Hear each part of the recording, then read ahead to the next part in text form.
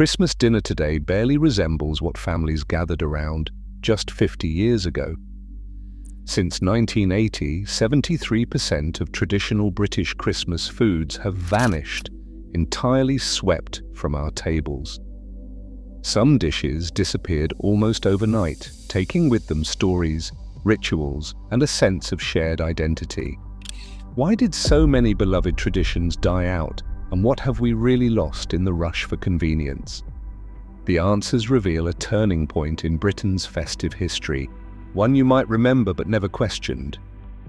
On July 4, 1954, the last restrictions on food rationing were lifted in Britain, and Christmas entered a new age of possibility.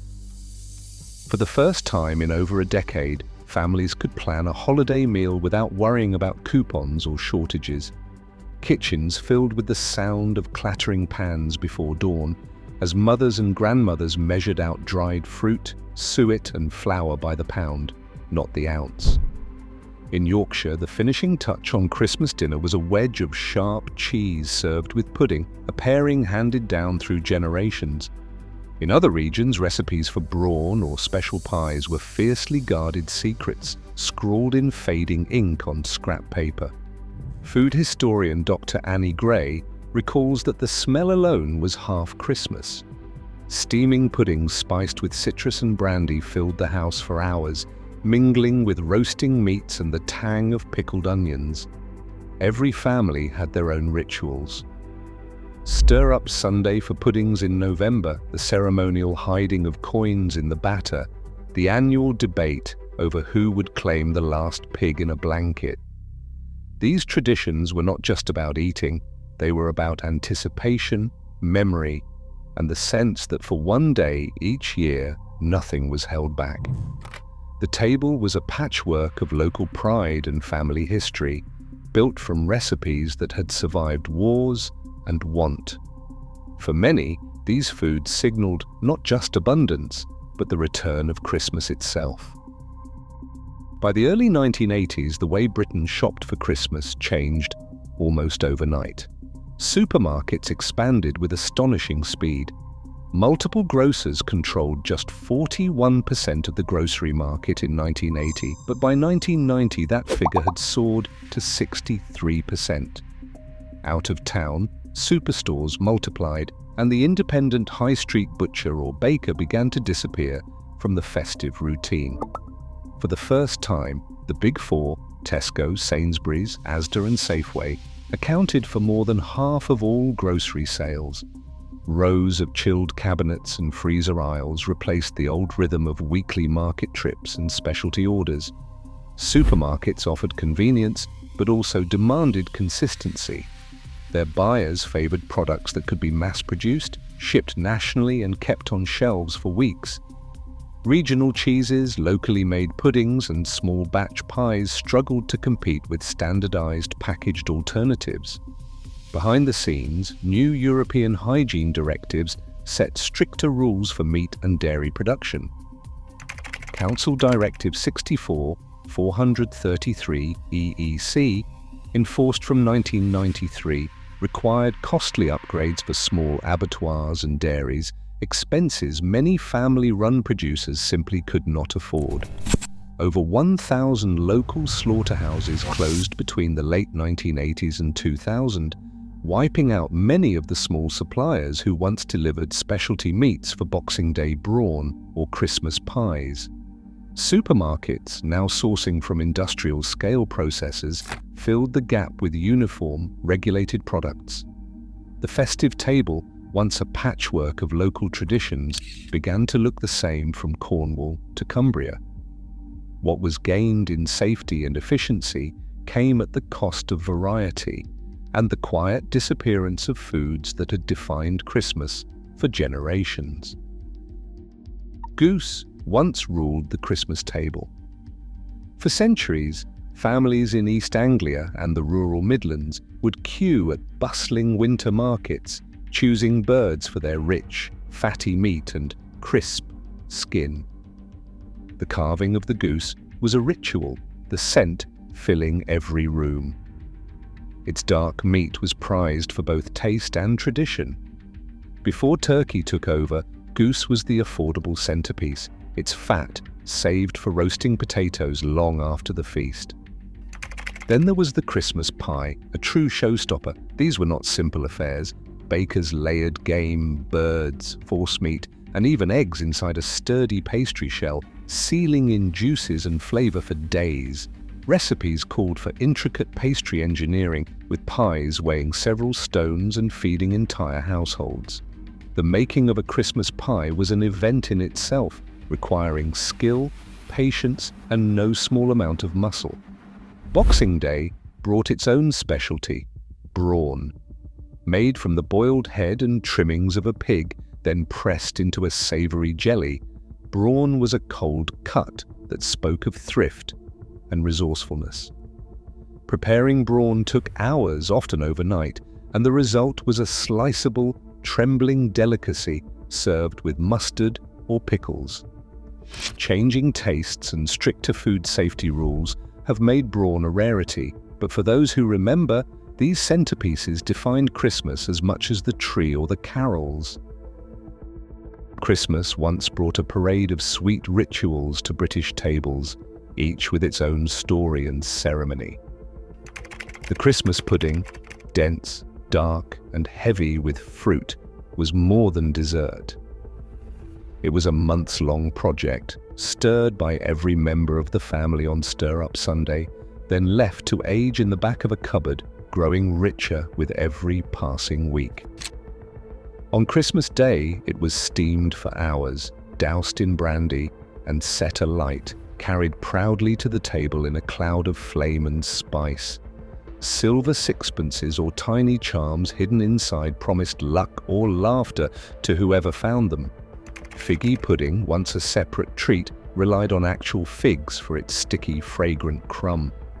Today, the name lingers in carols, but the true recipe, firm, chewy, unmistakably figgy, has faded from kitchens.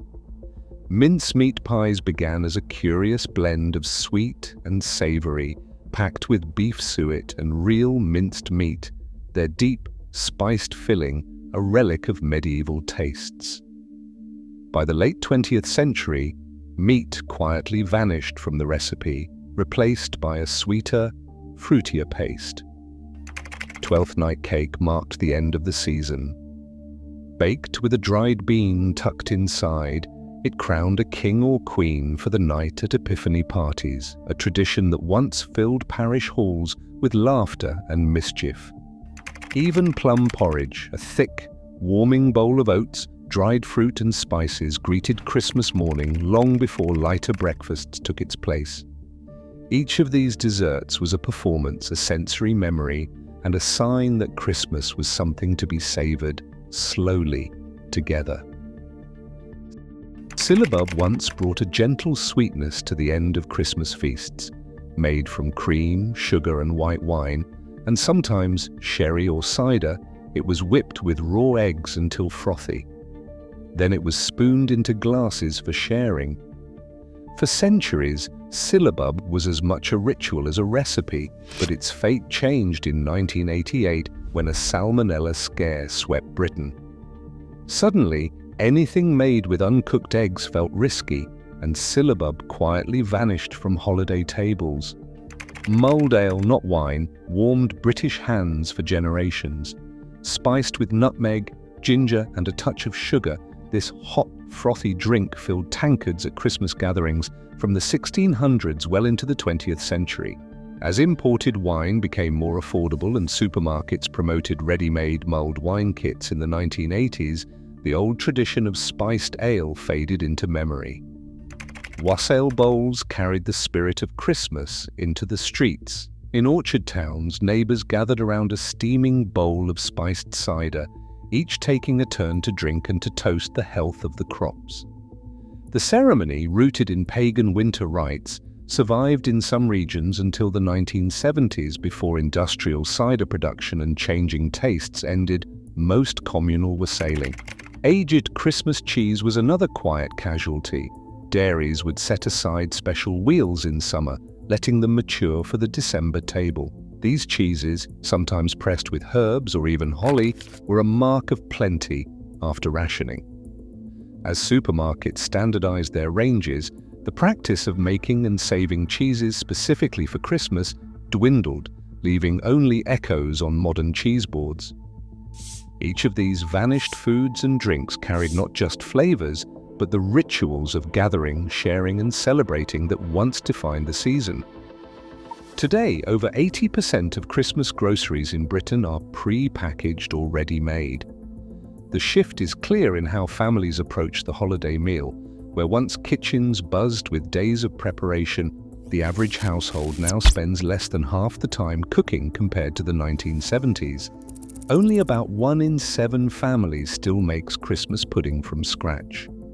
Convenience has become the norm, with a quick trip to the supermarket replacing the rituals of mixing, aging, and stirring.